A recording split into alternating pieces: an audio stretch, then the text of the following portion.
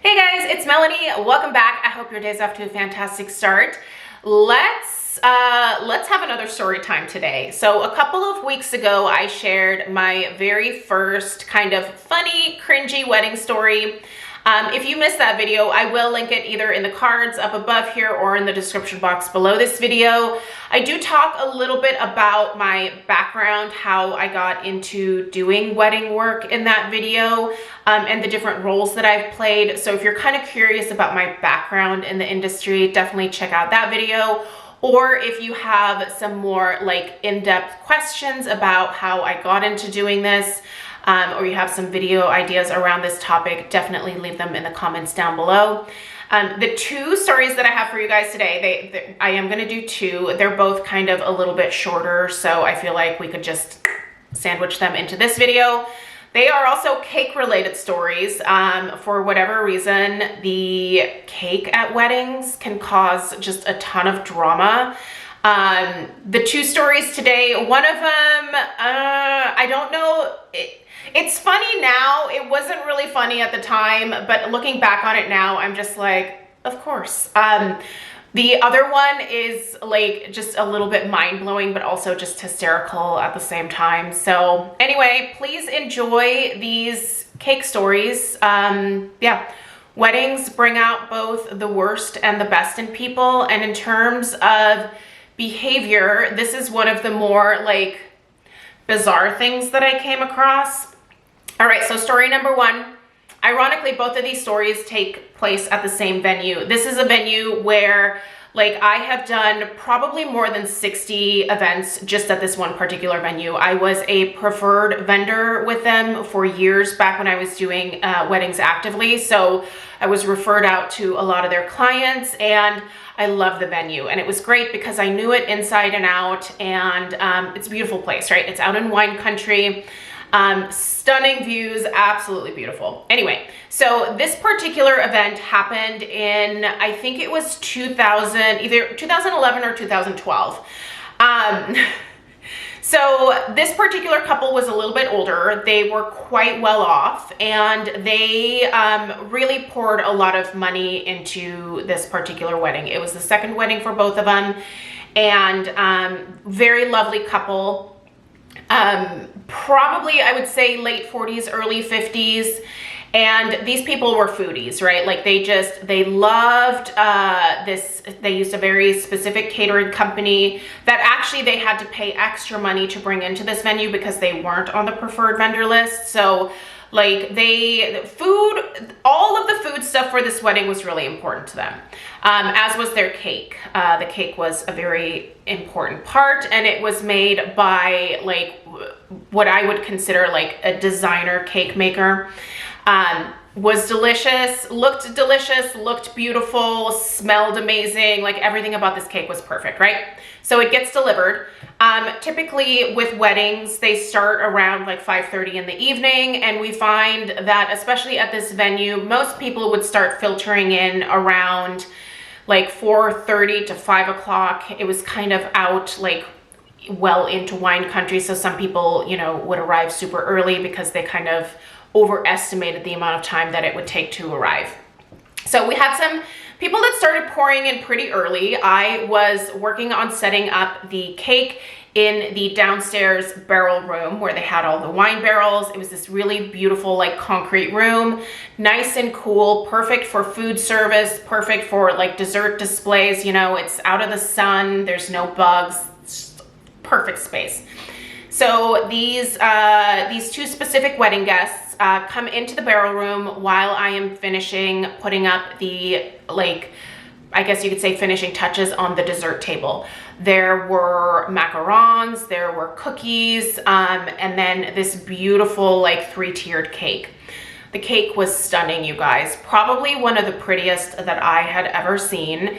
And this couple came over and they were admiring the cake, and you know, were just so complimentary about how beautiful everything looked. And I was like, yes, this is absolutely such a great day. You know, like the weather's beautiful. We're, you know, having all this little like chit chat. It was very lovely.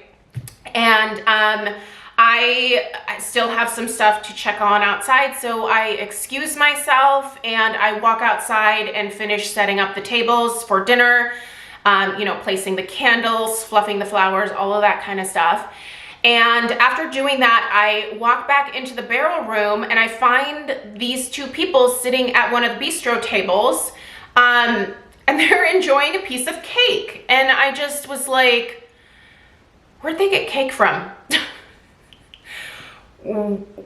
Where did they get the cake from? And then I realized, oh my God, they cut the wedding cake. They cut the wedding cake, you guys. I walked over and I was like, may I ask where you got the cake from? Just, you know, like I knew the answer, and they're like, oh, we just decided to take a piece. It just looks so good. And we're kind of hungry. You know, we came from downtown Portland and, you know, we didn't have a chance to have lunch before coming out here. And it gave me this whole story. And I was like, I kind of lost it a little bit. And I was like, you know, you're not supposed to cut the cake before the bride and the groom do, right? Like, normally I would have been a lot more polite, but it just absolutely blew my mind. And the worst part, you guys, was that they cut from the front of the cake. They took the Tiffany, these two people, like, they spent money on a Tiffany cake service, and these two, their friends, took the cake service and just decided to cut into their wedding cake before the ceremony even started. I feel like it is one of those like unspoken rules that it is the bride and the groom that cut the cake, and until they cut the cake, there is no cake, right? There's no dessert until this like formal part of the evening happens. I have never in my life worked at or been to a wedding where people were basically invited to go raid the dessert table, specifically the cake, before the wedding even started. But if you have never been to a wedding, allow me to assure you that it is not your job to cut the cake. That is actually the job of the bride and the groom. It's just a traditional part of most American weddings to have a cake cutting ceremony. And then typically the caterer will take the cake in the back and they will slice it up and they will bring the cake out on plates to serve everybody. As a guest, you don't cut the cake. You don't cut the cake. Anyway, these two were just like, oh, whoopsies. We just didn't even realize we weren't supposed to do that. And I was like, okay, great. So I then had to very quickly get into my car, drive down to the nearest grocery store, and try to find as many white flowers as I could, because I needed to figure out how to fix this cake. There were beautiful white flowers that the florist that delivered for this particular wedding had cascading down the side of the cake.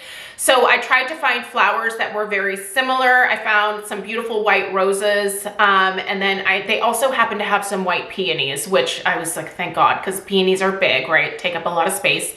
These two people, they took like a honkin' piece of cake. Like it was like a slice, it was a big piece of cake. So basically I just like patched the hole with flowers, and it looked insane. It did not look as beautiful as when, you know, but there was no way for me to turn the cake. Like the backside was not decorated with the flowers.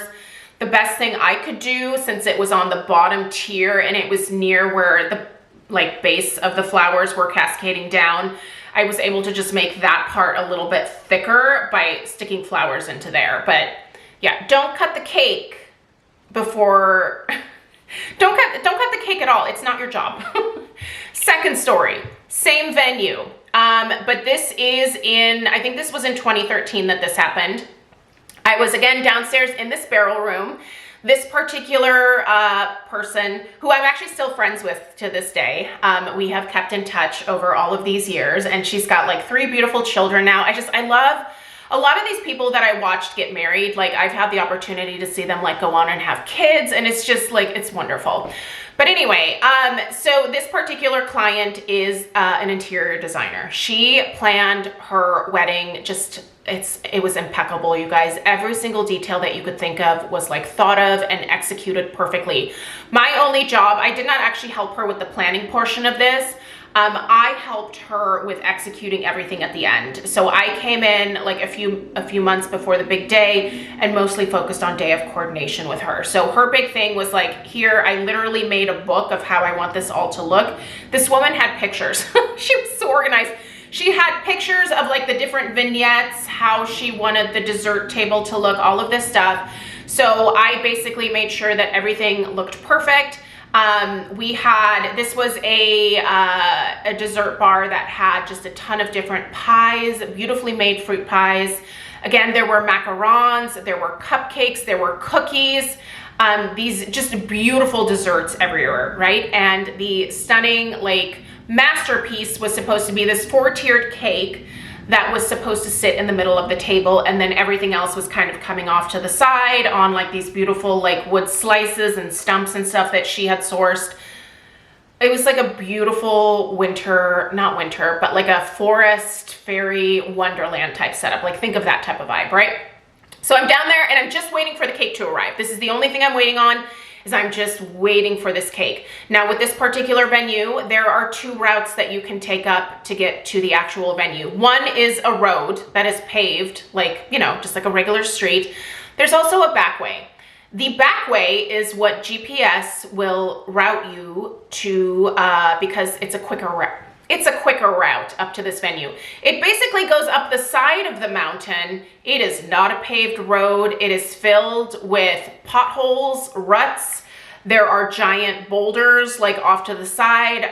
It's basically, if you look down one side of the hill, like it just goes straight down. It is a terrifying road. It is not, this particular road is meant as like a side road or just like a dirt road for people that have a driveway that comes off of like the side of this hill, right? Like it is meant for those people. It is not a through street.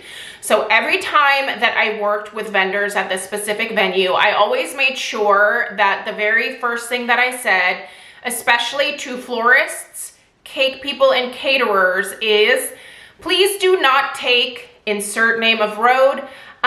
Take this road instead. You do not want to go up the side of the mountain. If you have a cake, if you have flowers, if you have food, it's going to get destroyed. This road is full of ruts, potholes. I cannot express to you how important it is that you do not take this road up to the venue. So made sure that I did that with every single wedding that took place at this venue. It was always the first thing that I stated because it was really freaking important. So I am waiting for the cake. Cake's not coming, and cake is now a half hour late. And I'm thinking to myself, cake needs to get here because the ceremony is going to start in 45 minutes. Guests are going to start arriving. We cannot have cake being delivered during the middle of the ceremony because it kind of has to come in through the side where like everyone could see it basically. So I'm standing there kind of stressing out, and I'm thinking about texting the cake lady when all of a sudden I hear someone just sobbing behind me, just like bawling, right? I turn around and I don't recognize the person. I'd never worked with this particular vendor before, so I'm just like, oh my God, are you okay? And she was like, I'm here with the cake. And I was like, oh great, we've been waiting. You know, I'm like such a good mood about the cake. And she was like, the cake is destroyed. I took the wrong road. I didn't follow the instructions and I came up the side road. I don't have a cake for you. And I was like, I'm sorry, what? She goes, it's in the back of my Subaru. It's everywhere in the back of my Subaru. The cake is destroyed. And she's bawling, and I'm thinking, it can't be that bad, right? Like, there's no way. So I'm like, okay, we can totally salvage this. And she's like, you don't understand. I cannot salvage this. The cake is in pieces. And I guess in my mind could not comprehend that. So I was like, walk me to your car. We walked up to her car. Oh, girlfriend was right. The cake was in a million pieces in the back of her Subaru. There was cake, there was frosting, there were these beautiful flowers everywhere in the back of her car.